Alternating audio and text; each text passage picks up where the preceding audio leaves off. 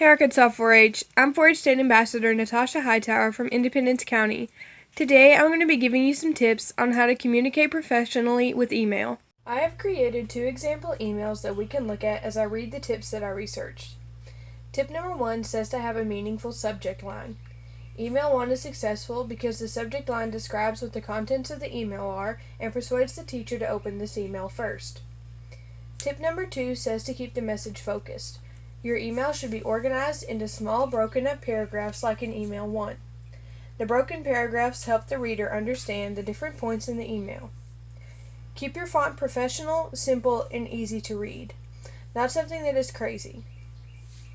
Tip number 3 says to avoid attachments. Some people may not be able to open attachments for various reasons. The best thing to do in this case is to just copy and paste information into your email before you send it to the reader. Tip number 4 says to identify yourself clearly. In email 1, I have identified myself twice. I also said which class I was in, so my teacher would know. The second email has no source of identification, so the teacher cannot solve the student's issues. Tip number 5 says to be kind and don't flame. If you have an issue regarding work or school and email your superior, remember to stay professional and not send an angry email. Email 2 is very rude and unprofessional. The teacher would be more likely to help the student solve their problem if they were more respectful with their request. Tip number 6 is to proofread. Always look over your email for mistakes before sending it. Having someone else proofread the email for you is never a bad idea. Make sure your email is professional to make a good impression on the reader. Tip number 7 is to don't assume privacy. Anything that is sent to another person will always be there.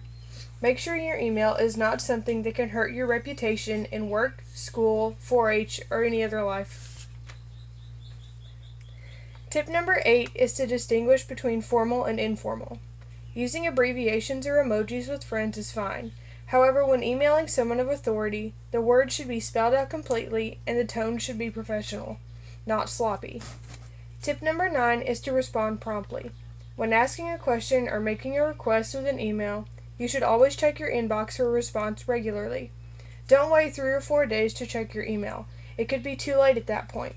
If you respond quickly, the reader will see that you are serious and responsible. Tip number 10 says to show respect and restraint. Always be respectful in your emails and think before sending anything rude. After the email is sent, there is no turning back. I hope the tips I found have helped you learn how to construct a professional email to use at work, school, 4-H, and many other aspects of life. Have a great time with the rest of your virtual TLC.